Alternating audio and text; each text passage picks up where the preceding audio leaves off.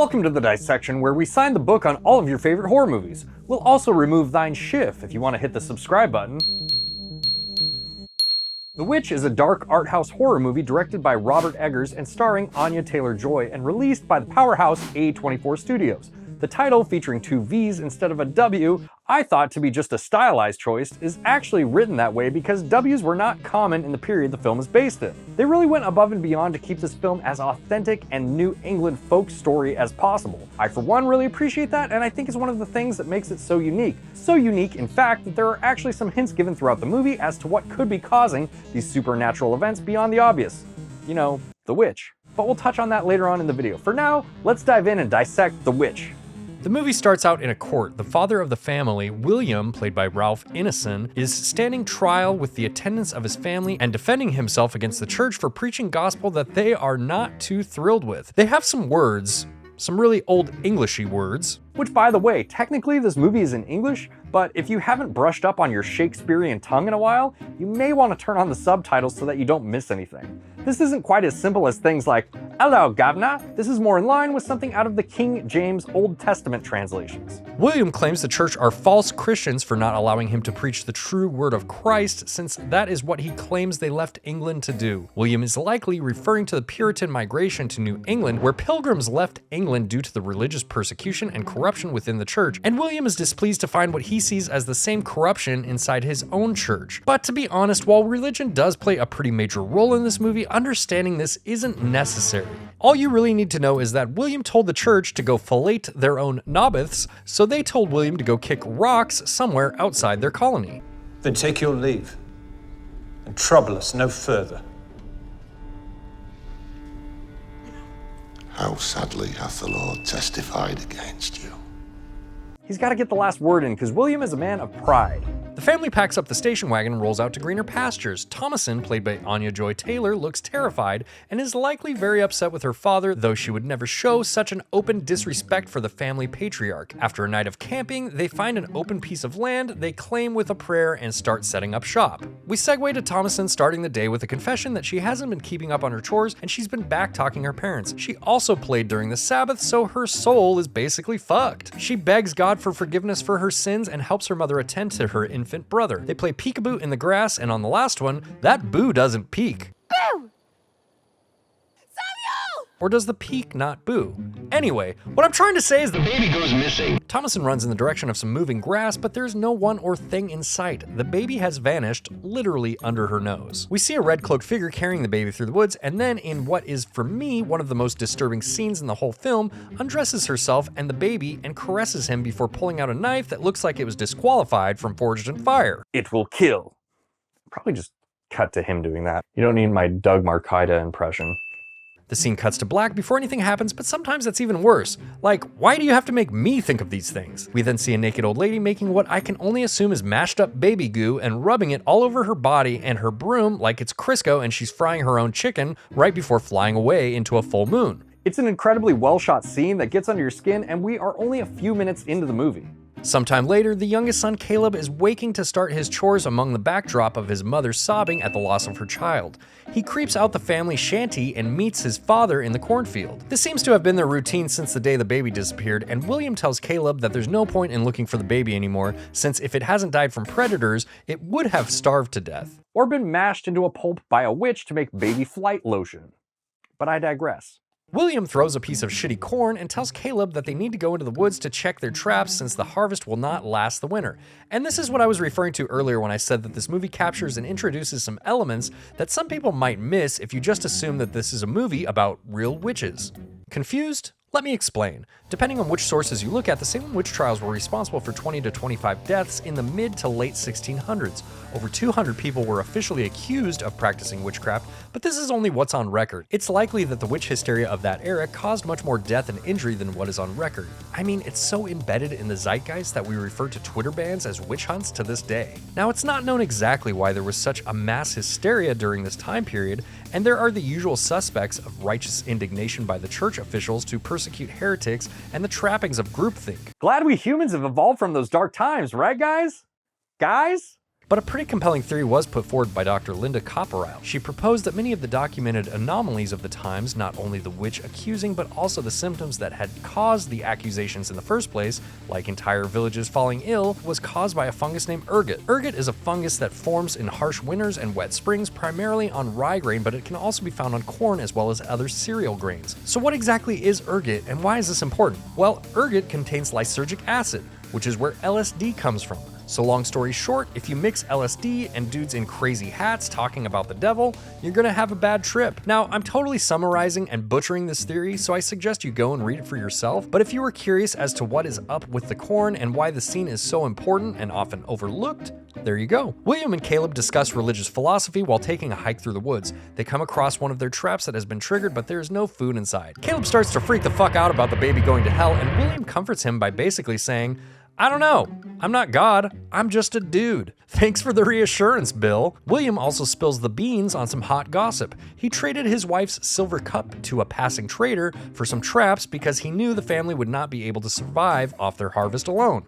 I don't know if you remember the LSD fungus. Thomasin collects some eggs and whoops. Oh, good thing you didn't eat that. William tells Caleb not to tell his mother about the silver cup, which, correct me if I'm wrong, but seems pretty unchristian. Their dog Fowler finds a rabbit, but William is having a fuck of a time loading his musket. He fires at the rabbit, but the gun backfires and shoots him in the face. That's what you get for stealing, Billiam. The youngest children, Mercy and Jonas, are skipping and teasing the family goat, which they've named Black Phillip, and Thomasin just shovels its shit. William and Caleb arrive home to see that the goat got out of its pen, and the children are taunting him. Sergeant Bill attempts to put Black Phillip back in the pen, but he gets thrown on his ass for his trouble, which makes the children howl in laughter. These kids are kind of assholes. Catherine, the mother played by Kate Dickey, inquires where William and Caleb have been all morning and scolds Thomasin for not keeping an eye on the children. And here you can see the family dynamic as they all bicker with each other. Caleb outright lies to his mother about going apple hunting, which eases his mother, even though he's a little liar. William chops wood in a towel because I guess that's how they did it back then, but damned if I wouldn't be worried about losing a finger. Or, well, you get the idea. He means his Thomasin washes his clothes in the creek and is met by Caleb, who totally checks out her cleavage. When she catches him and asks him what he's doing, he becomes embarrassed. They hear a branch break in. Oh, it's just that shitty little kid from earlier pretending to be a witch under the direction of Black Phillip. She also tells her older siblings that it is a witch that took their baby brother Sam, not wolves, as previously thought by the family. Thomasin has had enough of this kid's shit and decides to scare the little brat. She tells her that it was indeed a witch that took their infant brother and that she is that witch. I am that very witch. When I sleep, my spirit slips away from my body and dances naked with the devil. Caleb confronts Thomasin about her behavior, which he doesn't understand, but if you've ever had an experience raising a 6-year-old, then you can probably sympathize with Thomasin here at least a little bit. The family sits down to eat their psychedelically contaminated bread, and Catherine asks Thomasin what she did with her silver cup. Catherine berates her daughter over losing the cup right in front of the father. You know, the guy who traded it for those shitty traps. William interjects that the next day will be a fasting day. You know, not because there's no food and Billy couldn't catch a cold if he had his face in a sick stripper's ass, but because they need to atone for their sins. They hear the goats bleeding and Thomasin is scolded once again for not putting the goats to bed. She then leaves the table to attend to them. Once in the goat's pen, she sees that same fucking rabbit from earlier. Naughty Peter Rabbit. Yeah, but he's so cute though. Yeah. William tries to comfort his wife by mansplaining, well, at least God didn't take any of our other kids, but Catherine is convinced they are cursed. William assures her that God is just trying to teach them humility, or something. Catherine opens up about her disapproval of them leaving the church's plantation, and William makes this face like, bitch, don't get me started on this shit, and then lets this slip out. Well, what need we? Silver chalices? Oh, you fucked up, Willie. You can tell by the look on his face, too, that he knows he just triggered his wife and is about to get an ear beating of Billy Madison proportions. I've been physically abused in the ear. But she quickly brushes it off to bring up the subject that has been on her mind, though. Their oldest daughter, Thomasin, is turning into a woman, and they can sell her for food. They talk about this pretty openly also, like the kids aren't right above them and can't hear through the straw walls.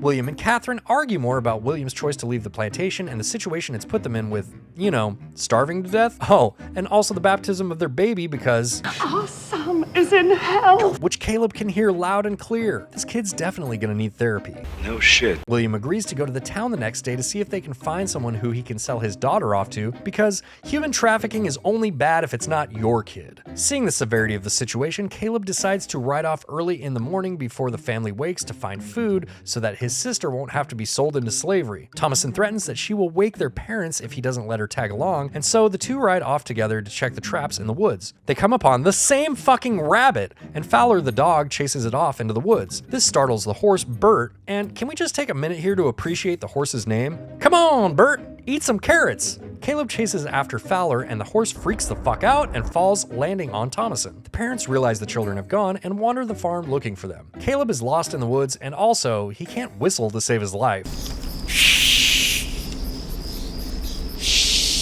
He hears the dog's yelp and finds Fowler with his guts on the wrong side of his belly. Thomasin awakes, sans horse, and it's getting dark now and she realizes she's in the middle of the woods alone. She runs towards the sounds of her parents' cries. Caleb is distraught and wandering deeper and deeper into the woods, and then he comes upon the same rabbit who has led him to a hut in the middle of nowhere. A beautiful red-cloaked big-titty goth girlfriend appears in the hut and beckons Caleb in and starts making out with him. But that's no beautiful woman, that's the devil's concubine, Caleb! Don't worry, buddy. It's happened to the best of us. That night, Catherine and William argue over how to appropriately handle the situation. Catherine still wants to ask for help from the church and the village, while William just wants to deal with the problem himself. Catherine corners Thomasin and tries to get answers in regards to the failed food expedition, and William chimes in and confesses that it was he, not Thomasin, that took Catherine's silver cup. This prompts another argument where Catherine calls him out. You're broken God's covenant, you're a liar, and you've lost another child. I will go now. Will you damn all your family to death? Catherine!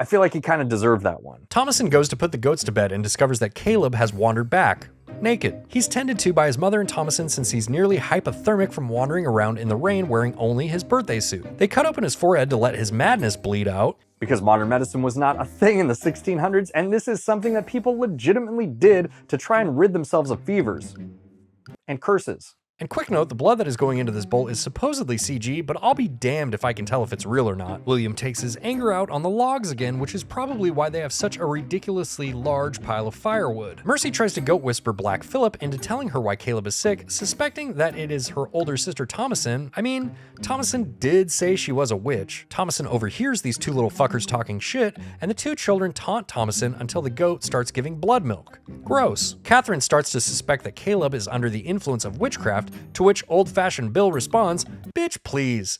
He surrenders his pride and informs her that they will return to the plantation in the morning to find Caleb a doctor, and also to sell their daughter off because that's still on the table. Catherine argues with William about his plan, and she breaks down and says that she wishes that they could return to England. In a candid moment of self-reflection, she compares her recent behavior over the family's misfortune to that of Job's wife, who in the Bible during Job's downfall judges and emasculates him. And for those of you that don't have a dictionary handy, what that means is that she has deprived him of his manliness. And while there are a lot of parallels to the story of Job in this movie, as far as I know, there wasn't a creepy witch covered in baby guts making out with little boys in the Bible. I mean, I'm not exactly a biblical scholar, and I usually fall asleep by the time I get to Numbers, but I'm pretty sure they left out flights a la baby goo, although it does seem pretty on brand for the Old Testament. William, being the stubborn guy he is, goes back to the field to try and gather as much of their Lucy. I'm sorry, that's a bad LSD joke. I'm really not hip on LSD culture. I just Googled slang and it was the first thing that came up. Apologies for that. He's collecting as much trippy corn as possible in hopes to sell it for a horse that they can use to get their whole family back to the plantation. I don't know how much corn was worth in the 1600s, but you'll probably need several thousand bushels for a decent mount. Mercy sings songs about Black Phillip, much to the dismay of Catherine and Thomasin, when suddenly Caleb awakens from a horrifying hallucination recounting what happened to him before he went all catatonic. He seizes, and William pries open his mouth with a knife to find that he has regurgitated a rotten apple. Not only calling back to the apples he mentioned earlier when he was lying to his mom, but the original sin in the Garden of Eden as well. This scares Mercy and Jonas into confessing that Thomasin had told them she was a witch and turned Flora the goat's milk into blood. Bill takes this shit uber seriously and demands Thomasin pray with the family since they are indeed all children of sin. They pray over Caleb's body, but Jonas and Mercy can't remember how to pray. Probably because they've been listening to that new Fire Black Phillip mixtape so much. The children appear as if the act of prayer is making them physically ill, which gets the family all riled up just in time to see Caleb come back too. He describes the witch as different animals and begs for salvation as Mercy and Jonas imitate him in the background. Then Caleb has sort of I don't know how else to describe this other than a homoerotic hallucination that he's making out with Jesus. And just for the record, Jesus doesn't wait until the second date to go all the way, if you know what I mean. What I mean is he's all the way dead. Caleb is dead now. Well, at least when he went, he was thinking about dumping a load into the Lord. What the fuck? Catherine screams at Thomasin to leave, having been already super sus of some witchy involvement in Caleb's ailment. But in light of what her two youngest children have claimed and that whole shenanigan that just went down, I think it's safe to say that she's back on the sell Thomasin to the first wealthy man we see train. Backyard Billy chases after Thomasin and comforts her by telling her that the tree they are sitting under will be lovely in the spring. That's nice. But really, he's just trying to break the ice before he can ask her if she's really a witch or not, which she vehemently denies. She uses this as an opportunity to confront her father about his plans to sell her off, and also the fact that he took Catherine's cup, but let Thomasin take the blame for as long as he could. She also takes a jab at his masculinity. Thou canst do nothing save cut wood!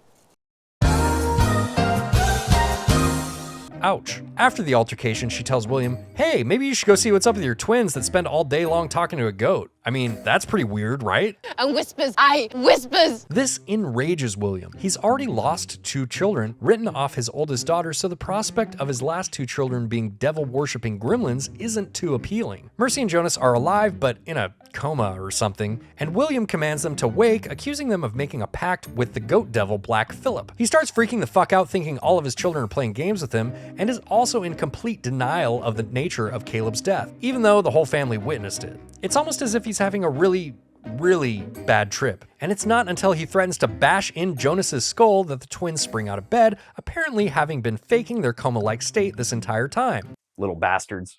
Fearing for the life of he and his wife, Bill the Builder seals his children in the pen with the goats and promises to free them at dawn when they leave for the plantation. And let's be real, man, these boards look pretty flimsy.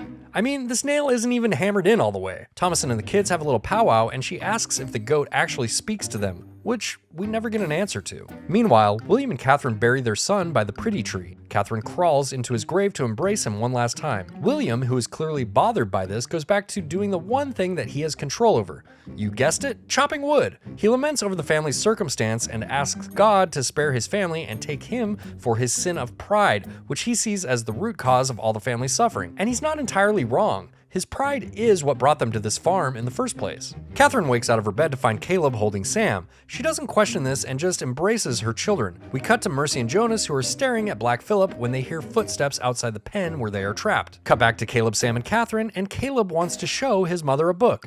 And I'm guessing it's not going to be Goodnight Moon. Catherine decides to breastfeed Sam, who must be famished after being lost for several days. Mercy and Jonas jump to their feet to inspect the sounds they hear from Flora the goat's area. When they approach, they are met with this. She just came to suck the blood milk from the goat teat. No reason to be alarmed. We cut back to Catherine clearly hallucinating about her children because that's not a baby she's breastfeeding. It's a crow giving her one hell of a titty twister. William, who somehow slept through all the commotion, wakes to find that the goat pen is destroyed, the goats are slaughtered, and the children are missing. But there's Thomasin. Wait a second, where's Black Phillip? You sly devil, you. William, down but not out, gets an axe. He's good with an axe. To go fuck up Black Phillip, but then for some weird reason decides that this is his fate and throws the axe away. Black Phillip nails his ass to the pile of firewood that he took out all of his anger on, and it avalanches and buries him. Oh, the irony. Thomasin goes to see if her father is still alive when she is accosted by her mother, who still blames her for the family's troubles. Thomasin pleads with her mother, but she's made it up in her mind that Thomasin is not only a witch, but a slut as well. She gets full mount on Thomasin and starts to unleash some ground and pound, but Thomasin reaches for a trowel that just happens to be nearby and slices her mom's face. Her mom bleeds all over her while trying statistically the most ineffective choke in the book, and Thomasin holds out until she goes nearly unconscious, but ultimately stabs her mother to death. Come on, Catherine, position before submission. This is heartbreaking for Thomasin since the whole time all she really wanted was her mother's love, but all she received from her mother was guilt and shame. And crazy. Thomasin looks around the farm to see that her entire family is missing or dead, and she is the only one left. She looks off into the distance to the woods and her brother's grave. Returning to the family home, she derobes from her murder clothes and sobs at the dining room table. She must have passed out because now it's night and she hears a chime coming from outside. Oh, hey, look, it's Black Phillip. I'm sure he's just a normal goat that gets wily sometimes, right? No. Turns out he's fucking Satan, and he's talking to her. Or at least Thomasin thinks that she hears him talking to her. He offers her the chance at a new and delicious life if she will but sign her name into his book. And get naked. It's also part of the deal. We see Black Phillip transform into a man and help Thomasin write her name since she can't do it herself. You know, because homeschooling in the 1600s probably wasn't that great. Thomasin wanders naked through the woods and finds a coven of witches doing nude hot yoga. She approaches the baby goo covered women and begins to float. Now this is my own speculation, but it's likely that they are covered in Mercy and Jonas's blood, and we never get actual confirmation on this, but that's the way I like to think of this scene. Thomasin, who is still covered in her mother's blood, guess it doesn't need to be children's blood after all, begins to float as well, and in this closing shot you can see that she is happy and free from the burdens of her former life. The Witch is an extremely effective movie at telling a story through the conventions of the period that it takes place in. So much so that if you want to bypass the supernatural witch horror elements of this movie and look at it as a family experiencing the effects of ergot poisoning, you could probably do that. Some of the symptoms of ergot poisoning directly mirror what we see happening to Caleb when he dies. Early symptoms of the poisoning include nausea, vomiting, muscle pain and weakness, numbness, itching, and rapid or slow heartbeat. And ergot poisoning can progress into gangrene, vision problems, confusion, spasms, convulsions, unconsciousness, and even death. Any way you want to look at it, The Witch is going to go down as an all-time classic movie due to its incredibly accurate authenticity to the time period it takes place in, as well as its stunning cinematography and performance from its small cast. And while I really wasn't a huge fan of Robert Eggers' later works, The Lighthouse and The Northman, I'm very much looking forward to his retelling of the cinema classic Nosferatu. I mean, it's about time we had some more vampire movies. So until we meet again, stay safe, and for God's sake, don't eat any moldy bread. We'll see you next time. Bye, guys.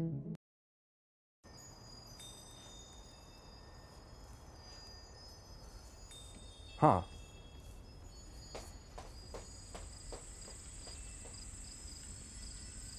Wouldst thou like to live deliciously? Yeah, that sounds pretty good, I guess. Sounds kind of sexy.